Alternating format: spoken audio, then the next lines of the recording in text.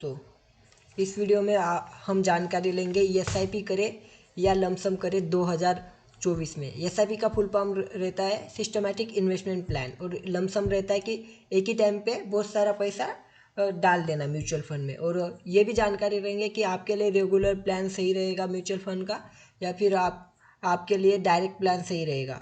तो कैसा रहता है कि दोस्तों, म्यूचुअल फंड में राइट टाइम पे इन्वेस्टमेंट करना बहुत ज़रूरी रहता है, क्योंकि कुछ लोग गलत टाइम पे मार्केट में पैसा डाल देते हैं तो उनको नुकसान उठाना पड़ता है।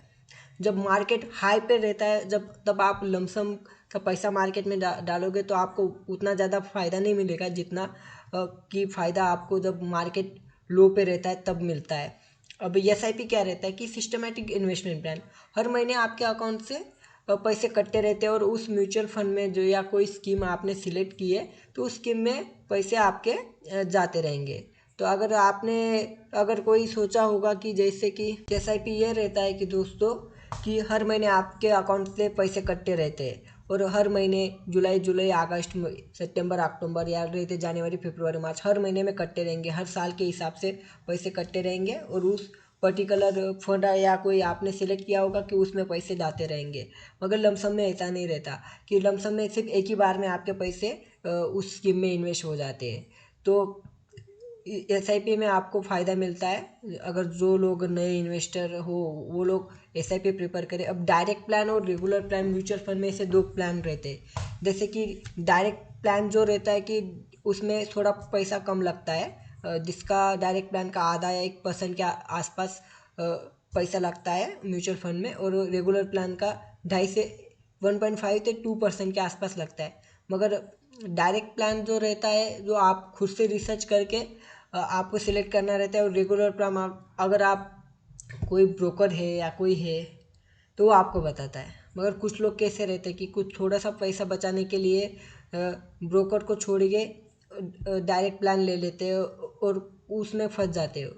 मगर ऐसा भी ज़रूरी नहीं है कि आपको ब्रोकर के पास से ही प्लान लेना चाहिए। मगर ब्रोकर को कैसा पता रहता है कि वो इंडस्ट्री कैसे चलेगी, क्या आगे होगा, इसलिए कुछ लोग सजेस्ट करते हैं कि ब्रोकर के पास जाना चाहिए, और आपको उस हिसाब से प्लान चूज़ करना रहता है, क्योंकि उनको म्यूचुअल फंड के बहुत सारे कंसेप्ट पता रहते हैं कि शार्प रेशो क्या है, फंड मैनेजर क्या है, उसकी हिस्ट्री क्या है, फंड कौन सा है, वो कौन से कैप में रहता है।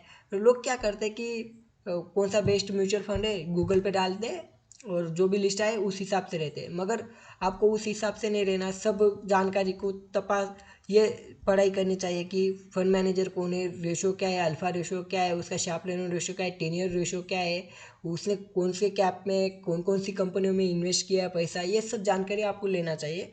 तभी आपको उस स्कीम में पैसा आपका डालना चाहिए।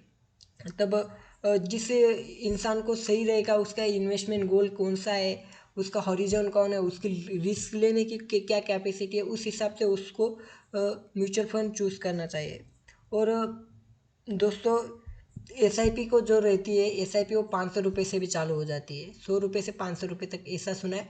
500 रुपये से भी कम पैसों में आप करते हो और मार्केट को एवरेज आउट करते हो। मगर लमसम में वैसा नहीं रहता है। लमसम में आप एक ही टाइम पे आपका बहुत सारा पैसा डालते हो। जो नए इन्वेस्टर है उनको रेफर करना चाहूँगा कि वो एसआईपी में पैसा डाले, और जो भी लोग हैं जो लमसम है वो अपनी रिस्क पे डाले, क्योंकि मार्केट कब हाई कब लो है वो पता नहीं चलता, वो आपको खुद ही ढूंढना पड़ेगा। और रेगुलर प्लान का कैसा रहता है कि जो नए नए इन्वेस्टर है, थोड़ा सा कमीशन बचाने के लिए 0.5 या 1%, आप 3-4% ज़्यादा जो आपका रिटर्न रहेगा वो खो सकते हो। तो आपको प्रिफर करना चाहिए कि आप ब्रोकर के पास जाओ, रेगुलर प्लान चूज़ करो। मगर जिन लोगों को म्यूचुअल फंड की ऑलरेडी जानकारी है वो लोग डायरेक्ट प्लान भी चूज़ कर सकते हैं। तो इसका कोई क्राइटेरिया नहीं है, जिसके पास आप जाओगे वो अपने हिसाब से आपको बताएगा कि रेगुलर कौन सा रहता है और डायरेक्ट क्या रहता है, उनके हिसाब से वो आपको बताएंगे। तो ये 2024 का है। एसआईपी करे या लमसम करे आपके हिसाब से, और कौन सा प्लान चूज़ करना चाहिए, रेगुलर या डायरेक्ट, ये भी आप अपने हिसाब से चुनिए। तो मार्केट में सच ज़्यादा कोई बोलता नहीं है तो मैं बोल देता हूँ, जो आप मेरे सब्सक्राइबर है इसलिए मैं बताता हूँ। तो अगर आपको मेरे वीडियो सही लगते हैं, अभी शुरुआत है, अगर आगे बढ़ता हूँ तो और अच्छे अच्छे वीडियो लाऊंगा, तो आप मेरे को सपोर्ट करिए, मेरे चैनल को सब्सक्राइब कीजिए। इस हिसाब से मैं आपके लिए और ज़्यादा अच्छे अच्छे वीडियो बनाने की कोशिश करूँगा दोस्तों। जय हिंद।